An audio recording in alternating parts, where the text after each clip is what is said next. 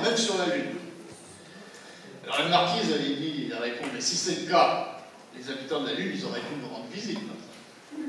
Et alors le philosophe répond, mais le temps nécessaire pour maîtriser le voyage spatial est très long. Et s'il est supérieur à 6000 ans, on comprend pourquoi on n'a pas encore été visité par les lumières. 6000 ans, c'était l'âge du monde à l'époque, contre les générations dans la Bible, etc. Alors on dirait directement au 19e siècle, Camille Flammarion, pluralité des mondes habités, etc. Puis c'est à cette époque-là, la deuxième partie du 19e siècle, où il y a le fameux épisode des canaux à la surface de Mars. Donc là, en haut, vous avez un dessin de la surface de Mars fait par des astronomes, des grands astronomes de l'époque, Lowell, Schiaparelli. Et vous voyez que sur ces dessins, il y a des lignes droites. Et donc, canali en italien, canal, canal, ça a une connotation artificielle. Enfin bref, il y avait des Martiens qui avaient construit des canaux. Je dis ça, ils étaient très forts, mais on ne sait pas pourquoi, d'ailleurs, pourquoi ça pouvait servir. Mais bref, jusqu'en 1909, où Antoniadi, qui observait à l'observatoire de Meudon, un astronome grec qui observait à Meudon, il fait le même dessin, de la même surface, vous voyez, les canaux ont disparu. Et alors, à votre avis, à cause de quoi? D'une part, parce que les instruments ont fait des progrès et puis qu'on observe mieux, mais surtout, à mon avis, surtout, à cause des préjugés. Tout le monde a des préjugés, en particulier les scientifiques, et pas seulement en astronomie ou en sciences, mais dans tous les domaines, il y a des préjugés. Le préjugé de ces astronomes-là, c'était de penser qu'il y avait de la vie sur Mars. Et donc, on interprète les observations à l'aune de ces préjugés. Évidemment, c'est ce qu'il faut essayer d'éviter de faire. C'est pas pour les critiquer, c'est juste parce que, bon, les préjugés... Alors, il faut essayer d'éviter d'interpréter ce qu'on voit avec des préjugés. Il y a la fameuse guerre des mondes. Mais la vie sur Mars, c'est une idée qui a duré, et c'est une idée qui est restée plausible jusqu'à assez récemment. Là, peut-être vous avez entendu parler de cet épisode-là, Orson Welles, qui animait une émission de radio, et un jour, il a fait croire dans son émission que la Terre était envahie par les Martiens. Et comme c'était quelque chose de plausible, ça a créé une certaine panique sur la côte est des États-Unis. Évidemment, maintenant, ça ne créerait rien du tout, mais à l'époque, c'était encore plausible. Et jusqu'en 1960, c'est pas si vieux que ça, en 1960, Péquer et Schatzmann, qui ont écrit des tas de bouquins, là, de très grands astrophysiciens français, il y en a un qui est mort, mais l'autre est toujours vivant. Vous voyez qu'on interprète encore les observations de la surface de la planète Mars, on les interprète encore avec de la vie, en 1960. Alors maintenant, on sait qu'il n'y a pas du tout de vie à la surface de Mars, ce qui ne veut pas dire qu'il n'y en a pas eu dans le passé, mais c'est un autre problème. Bon. Alors je reviens à la pluralité des mondes, et c'est pour ça que de ce point de vue-là, on vit une époque absolument extraordinaire, c'est que cette question-là, ça devient une question scientifique, c'est-à-dire qu'on peut attaquer avec la méthode scientifique, alors que jusqu'à maintenant, ce n'était que des spéculations. Alors je vous rappelle que l'astronomie, c'est une science d'observation. Comme toutes les sciences, ça se construit avec des faits, exactement comme une maison, ça se construit avec des pierres, un tas de pierres. Et comme les progrès techniques sont énormes, le nombre de faits sont de plus en plus nombreux, de plus en plus fins, raffinés, etc. Mais une accumulation de faits, ça ne suffit pas, comme un tas de pierres, ça ne suffit pas pour faire une maison, il faut autre chose. Et dans le cas de la science, il faut ce qu'on appelle modéliser, construire une théorie. Il faut donc modéliser, construire une théorie. Si la théorie est scientifique, elle est capable de faire des prédictions, et donc on retourne aux observations. Et donc là, il se passe deux choses. Si les observations vérifient les prédictions, on est content, on continue. Si ça ne vérifie pas, on commence par réfléchir si on ne s'est pas trompé. Sinon, on change la théorie et le modèle. Ce qui n'a pas été toujours le cas dans l'histoire. Il y a pendant des siècles, on a changé les observations pour que ça colle au modèle. Évidemment, maintenant, on utilise la méthode scientifique et donc on change la théorie si les faits ne collent pas. Et puis alors, je vous rappelle que la science, c'est une aventure humaine et collective, et non pas une activité solitaire et nationale. Alors, comme la science est comme l'astronomie est une science d'observation, je vous montre une image et je vous demande quelle est la couleur des dromadaires. Alors, immédiatement, vous allez me répondre, mais quand on montre ça dans des classes, c'est très intéressant, parce que spontanément, il y a des élèves qui répondent noir. Mais en réalité, vous avez vu que les dromadaires, ils ne sont pas noirs, mais la photographie, elle a été prise à la verticale du troupeau, au moment où le soleil se couchait, et donc l'ombre noire sur le sable a exactement le bon moment, elle a la bonne forme d'un dromadaire. Donc les dromadaires, ils sont bien blancs, on voit leur dos, Et donc on peut expliquer aux élèves, avant d'interpréter une image, regardez bien, analysez-la, etc. Et puis là, un autre exemple très connu, hein, vous avez reconnu la Terre, mais pour les élèves c'est intéressant aussi, parce qu'il y a un problème dans cette image. Évidemment, il ne peut pas y avoir la nuit partout en même temps, donc on peut leur dire aux élèves, avant d'interpréter une image, regardez bien, on a la télévision, on vous montre plein de montagnes, mais on ne vous le dit pas, alors il faut les trouver. Donc je reviens aux planètes extrasolaires. Ce qu'on aimerait faire, évidemment, c'est faire une photographie directe de la planète à côté de son étoile. Alors ça, c'est extrêmement difficile pour deux raisons. La première raison, c'est que la séparation angulaire entre la planète et son étoile est très petite. Là, vous avez Jupiter et le Soleil. Vu depuis 4 années-lumière, l'angle, la séparation angulaire, c'est 4 secondes d'angle. C'est petit, mais on sait faire ça, on sait résoudre ça. Mais c'est vu depuis 4 années-lumière. La même chose, vu depuis 100 années-lumière, ça descend à 0,15 secondes d'angle. Et là, on est à la limite de ce qu'on sait faire à l'heure actuelle. Et ça, c'est Soleil-Jupiter. Soleil-Terre, vu de 100 années-lumière, 0,03 secondes d'angle. Et là, on est bien au-delà de ce que les instruments à l'heure actuelle sont capables de résoudre. Là, juste une illustration, vous avez une étoile double. Sa séparation angulaire, 0,12 secondes d'angle. Dans un instrument standard classique, hein, vous savez, vous n'arrivez pas à résoudre, vous voyez une tâche. Avec des techniques très sophistiquées d'optique adaptative, on arrive à résoudre ça. Mais on est quand même à la limite. Et la deuxième difficulté, donc, pour faire une vraie photographie, c'est l'énorme contraste en luminosité entre la planète et son étoile. Alors, à nouveau, vous avez le Soleil et Jupiter qui est au-dessus de la flèche. Mais en réalité, c'est pas ça que vous voyez, c'est ça. C'est-à-dire que Jupiter est complètement noyé dans la lumière de l'étoile, parce que l'étoile est environ 10 milliards de fois plus brillante que la planète. Et donc là, il n'y a aucun instrument à l'heure actuelle qui est capable de résoudre ce contraste-là.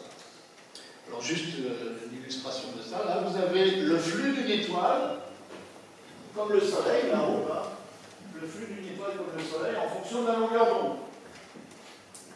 En micro, aucun micro, dans l'infrarouge, la lumière visible et l'ultraviolet.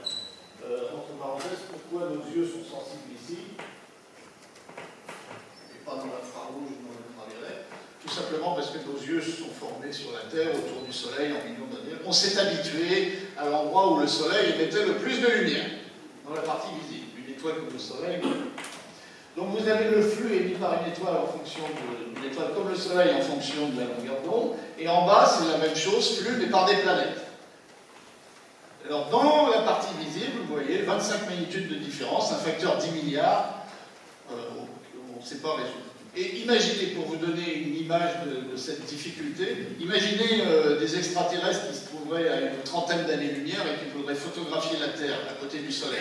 Ça serait équivalent à vouloir photographier un verre luisant qu'on placerait à 30 cm d'un phare, et le phare il est à Marseille, on l'observe depuis Paris.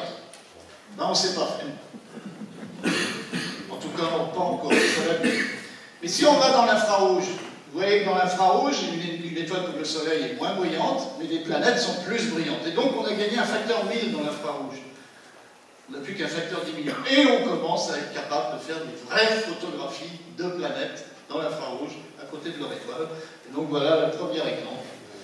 Donc, ça a été fait à l'ESO, à la CIA, l'OVLT, l'Observatoire européen austral en Chili, avec un système d'optique adaptative. L'optique adaptative, vous savez ce que c'est, on corrige en temps réel les défauts introduits par l'atmosphère dans les images, on les corrige en temps réel grâce à des télescopes dont les miroirs sont, comment on dit, enfin, on peut les déformer avec des vérins dessous, et donc on introduit des erreurs dans l'instrument qui corrige les erreurs introduites par l'atmosphère. Enfin, c'est très puissant, mais c'est très difficile à mettre en œuvre. Dans le visible, ça marche encore pas bien, pas complètement, mais dans l'infrarouge, ça commence à bien marcher. Vous voyez le premier exemple. Alors là, c'était un cas très favorable, parce que d'une part, cette étoile-là, elle est moins brillante que le Soleil, d'autre part, la planète rouge est plus brillante que Jupiter, c'est probablement une naine brune, et surtout, vous voyez la séparation entre les deux, 55 unités astronomiques.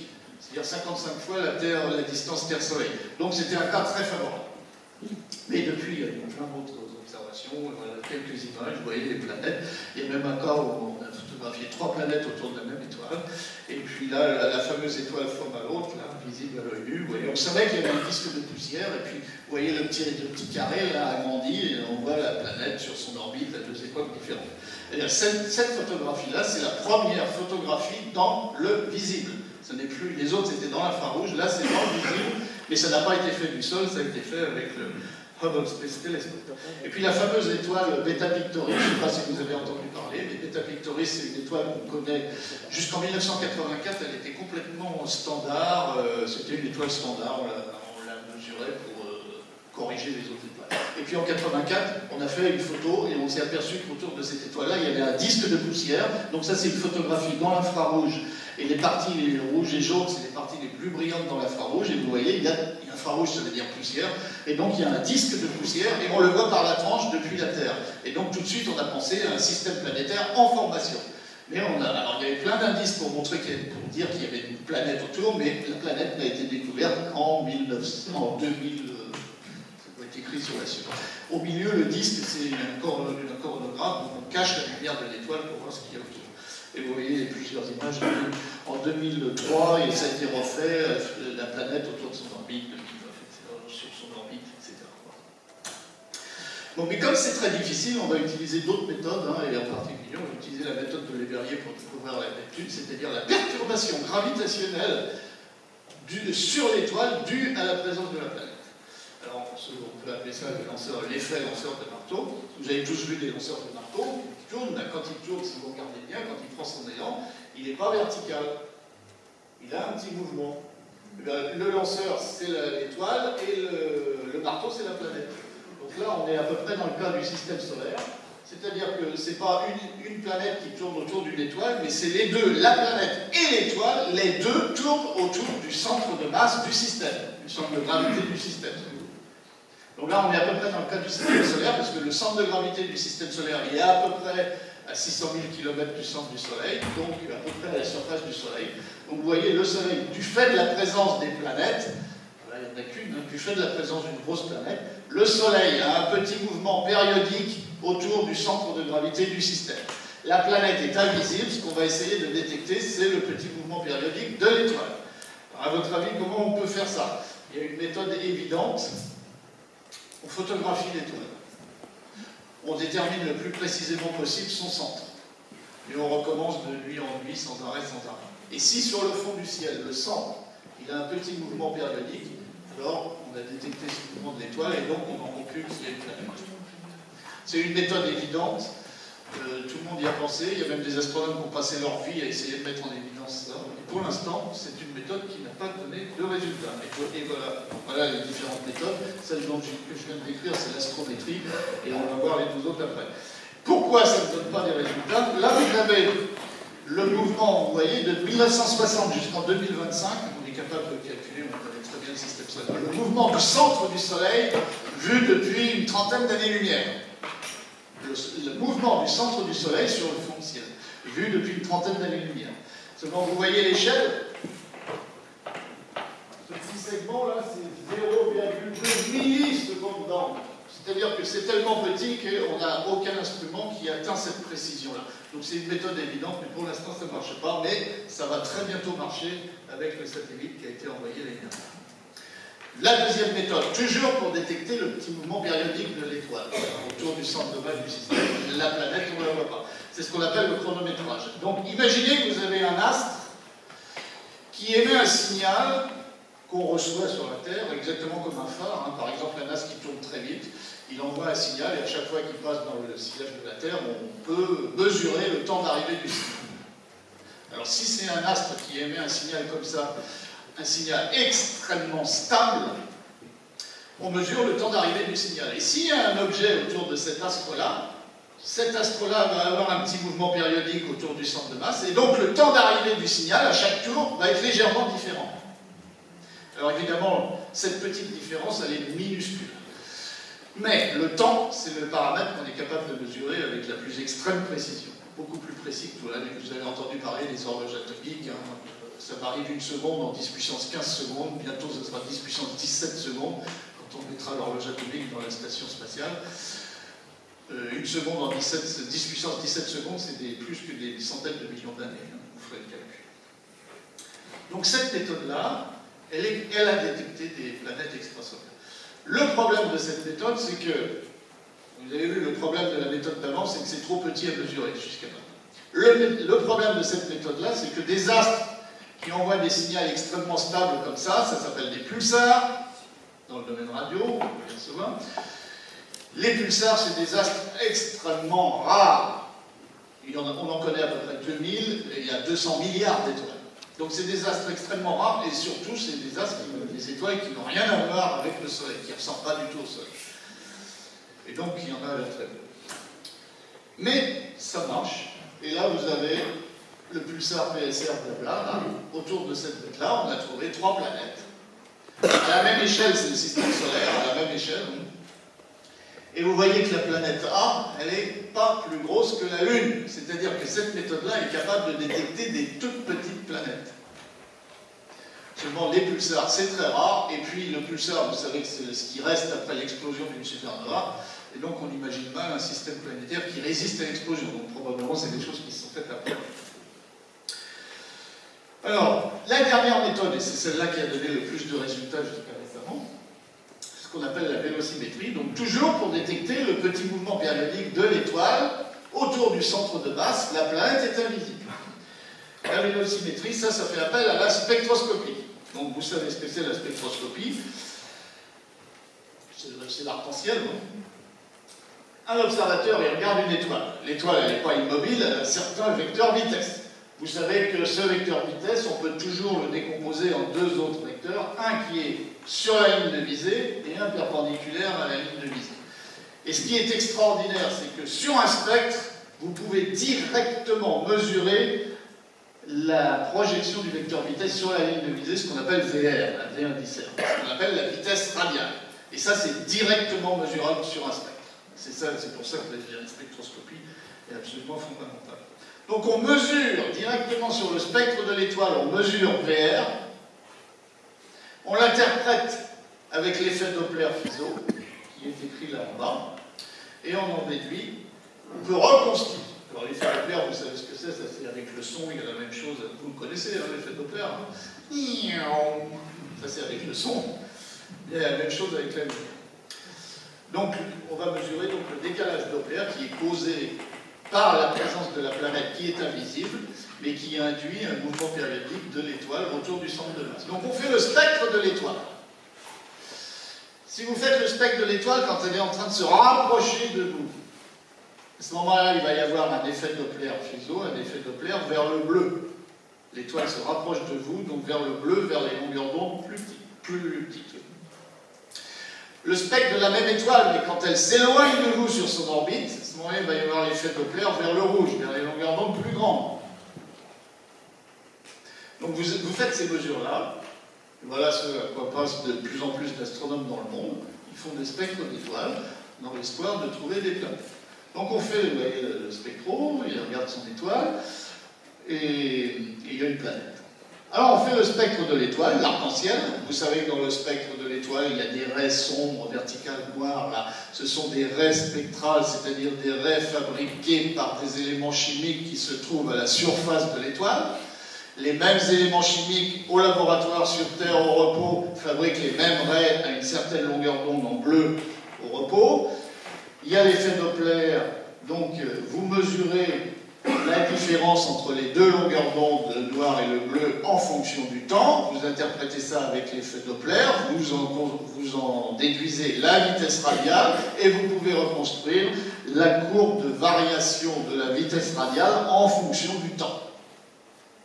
Et si vous trouvez une belle sinusoïde comme ça, vous en concluez qu'il existe une planète autour de l'étoile en question. La planète, vous ne la voyez pas. D'accord ? Et ce qui est bien avec cette méthode-là, c'est qu'on peut remonter à la masse de la planète. Modulo sinus I, c'est-à-dire le sinus de l'inclinaison, parce qu'il n'y a aucune raison qu'on voit le système de face, de profil, il y a un certain angle, une certaine inclinaison. Là, vous avez des exemples, par exemple, l'influence de Jupiter sur la vitesse radiale du Soleil, c'est de l'ordre de 12,5 mètres par seconde. avec une période de 12 ans.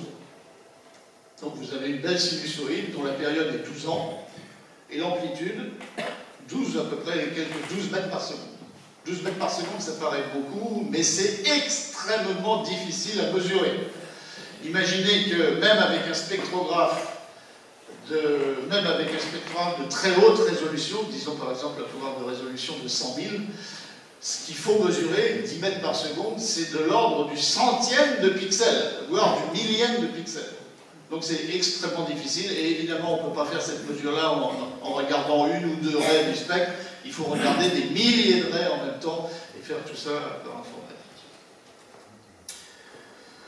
Alors voilà, si je vois le système de profil, alors évidemment, la vitesse radiale que je mesure, ça va me donner, l'inclinaison est contenue, ça va me donner directement la masse de la planète. Si je le vois de face, le système, alors évidemment, la projection de la vitesse radiale sur la ligne de visée, c'est 0, et donc là, je ne peux rien mesurer. Et puis la plupart du temps, évidemment, c'est intermédiaire, il y a une inclinaison, d'où le sinus I de tout à l'heure. Et donc, on remonte à la masse de la planète, mais en réalité, sauf dans le cas où on la voit de profil, en réalité, on a une limite inférieure de la masse. C'était tellement difficile à mesurer qu'il a fallu attendre 1995. Deux astronomes suisses, Michel Mayor et Didier Queloz, le maître et l'élève, le maître et l'esclave si vous voulez, ils observaient à l'observatoire de Haute-Provence. Oui, j'exagère un peu, mais non, j'exagère, mais c'est le maître et l'élève, c'est-à-dire celui qui fait tous les calculs informatiques et tout ça. À l'observatoire de Haute-Provence, avec un spectrographe qui s'appelait Elodie, l'observatoire au télescope de la m93 à l'OHP, là, vous pouvez visiter. Et en 1995, ils ont publié cette courbe-là, vous voyez les points rouges avec les barres d'erreur et la magnifique courbe qui passe à travers ça. Et donc, 1995, première détection d'une planète, méthode indirecte, d'une planète autour d'une étoile du genre Soleil, 51 Pégase, une étoile qu'on voit à l'œil nu. En hiver, on peut la voir, autour de cette étoile-là, il y a une planète. Mais alors, il y avait deux choses extraordinaires. Premièrement, c'était la première fois qu'on détectait une planète autour d'une étoile du genre Soleil. Et deuxièmement, vous voyez, alors la masse, c'est à peu près la moitié de la masse de Jupiter, mais la période, 4 jours et des poussières. Alors, je vous ai dit tout à l'heure, la période de Jupiter, c'est 12 ans. Et donc là, on trouvait des périodes extrêmement courtes. Ça veut dire quoi? Les lois de Kepler, ça veut dire que la planète en question est extrêmement proche de son étoile. Et donc, on les a appelés des Jupiters chauds. Ça a été publié dans Nature en novembre 1995. Et en juillet de la même année, en 1995 juillet, à l'Observatoire de Haute-Provence à l'OHP, il y avait une conférence internationale sur ce sujet-là, en général, la détection des planètes, c'était dans l'air du temps. Mayor était là, comme j'y étais, je me souviens. Mayor n'a pas annoncé sa découverte au mois de juillet. Il n'a pas annoncé dans le colloque. Il a attendu plusieurs mois avant d'être sûr d'avoir des bonnes observations et de ne pas s'être trompé. Pourquoi? Parce qu'on trouvait une période de 4 jours. Et il posait des questions aux théoriciens qui avaient dans le colloque, il leur posait des questions. Mais si un jour, par hasard, on trouvait des planètes très grosses, très proches de leur étoile, qu'est-ce que vous diriez? Et tous les théoriciens répondaient, on n'en trouvera pas parce que c'est pas possible. La théorie dit que non. Mais bon, vous allez voir qu'ils ont trouvé des explications. Ils sont très forts, les théoriciens. Donc, à cause de cette période extrêmement courte, c'était tellement impossible qu'il a mis plusieurs mois avant de se convaincre qu'il n'avait pas fait d'erreur, et donc maintenant il n'y a plus de problème, c'était de refaire, vérifier tout. Et puis ça vous explique aussi pourquoi ce ne sont pas les Américains qui ont trouvé la première planète, mais c'est un Suisse en particulier. Préjugés, c'est pas pour les critiquer, tout le monde a des préjugés. La plus grosse planète dans le système solaire, c'est Jupiter. Elle a une période de 12 ans. Donc, pour chercher des périodes très grandes, j'ai pas besoin de faire des spectres sans arrêt. Il y a une tous les 3 mois, un tous les 3 mois ou deux tous les mois, ça suffit. Et donc, ils n'ont pas trouvé, les Américains, ça leur a resté entre la gorge, bien sûr. Mais pourquoi c'est Michel Mayor qui l'a trouvé? Parce que c'était un spécialiste des étoiles doubles, donc des étoiles qui tournent l'une autour de l'autre, mais avec des périodes très courtes. Donc, lui, il faisait des spectres sans arrêt toutes les nuits. Et la deuxième raison pour laquelle il l'a découvert, c'est qu'il faisait des spectres toutes les nuits et il dépouillait les données en temps réel. C'est-à-dire qu'il pouvait réagir immédiatement. Et ça fait C'est que depuis les années 80 qu'on est capable de faire des déploiements en temps réel. Avant, il y avait les plaques photo, etc. Voilà. Donc ça a été fait et refait. Alors les théoriciens disaient que c'était pas possible de fabriquer des grosses planètes proches de leur étoile, donc on ne pouvait pas en trouver. Et pourtant on en trouvait. Alors après, il y a eu des... ça vous explique pourquoi, il y a plein de raisons, mais une raison évidente pour laquelle on ne peut pas fabriquer des grosses étoiles proches de la planète. Là, vous avez le disque de gaz qui s'est déjà aplati, et au centre, l'étoile est née. Mais dans le disque de gaz, donc, il y a des planètes qui sont en train de grossir. Et vous voyez bien que si l'orbite de la planète, elle grossit en ramassant tout ce qu'elle trouve sur son orbite. Et si l'orbite est très petite, à ce moment-là, elle ne va jamais avoir assez de matière pour faire une grosse planète. Donc c'est une raison évidente, puis il y en a d'autres. En particulier, il faut partir de petites poussières solides, donc il ne faut pas être trop près, sinon c'est plus solide, c'est volatilisé. Voilà. Mais alors donc, elles se forment, les grosses planètes ne peuvent se former que loin de leur étoile. Et pourtant, on en trouve des très proches. Alors les théoriciens ont inventé un système, un mécanisme. D'ailleurs, ils ne l'ont pas inventé pour ça, il avait été trouvé pour d'autres raisons, et on l'a mis à cette sauce-là. Donc un mécanisme qui s'appelle migration. C'est-à-dire que pendant que la planète est en train de grossir sur son orbite autour de son étoile, comme le disque n'a pas complètement été nettoyé, il y a des interactions gravitationnelles entre ce qui reste du disque et la planète en train de grossir, et le résultat net de ces interactions fait qu'il y a migration de la planète vers l'étoile. Alors après, il faut se demander pourquoi, dans le cas du système solaire, ça n'a pas migré, ou très peu, et dans d'autres cas, est-ce que ça s'arrête avant de tomber, avant que la planète tombe dans l'étoile? Effectivement, il y a des tas d'endroits où les planètes tombent dans l'étoile. Et alors là, les explications dans le cas du système solaire, on ne sait pas très bien, puis moi je ne suis pas spécialiste de ça, mais très probablement c'est dû aux conditions initiales du disque. Et ça, on ne peut pas les connaître. Alors des systèmes multiples, on les détecte comme ça. Alors donc, évidemment, il faut passer par un modèle. Vous faites des observations, vous mesurez la vitesse radiale, vous reconstruisez la courbe de variation, et ensuite vous faites un modèle. Vous mettez dans l'ordinateur une étoile, une planète avec certains paramètres, et vous essayez de reproduire les observations. Et si avec une seule planète vous reproduisez bien, vous êtes content. Si ça ne marche pas, vous introduisez une deuxième, une troisième planète. Et voilà comment on trouve plusieurs. Mais il faut évidemment des données de meilleure qualité. Là, c'est une autre courbe de variation de la vitesse radiale en fonction du temps, mais vous voyez, elle est périodique, mais elle n'est pas, c'est pas une belle sinusoïde. Et bien avec la forme de cette courbe-là, on peut remonter à l'excentricité de l'orbite. Et dans ce cas-là, vous voyez, le trait plein, là, c'est la planète qui a été trouvée autour de l'étoile 16 de la constellation du Cygne, et en pointillé, à la même échelle, c'est le système solaire. Donc c'est bien une orbite très elliptique dans ce cas-là. J'avais vu la courbe avant, qui n'était pas une belle sinusoïde. Et puis là, on a trouvé 3 Neptunes autour d'une certaine étoile, etc. Bon, voilà encore un exemple. Une petite information supplémentaire. Si la planète dont vous faites les spectres, enfin l'étoile dont vous faites les spectres, elle a une planète, donc vous reconstruisez la courbe, mais si la planète en question, elle transite devant l'étoile, c'est-à-dire elle passe devant l'étoile,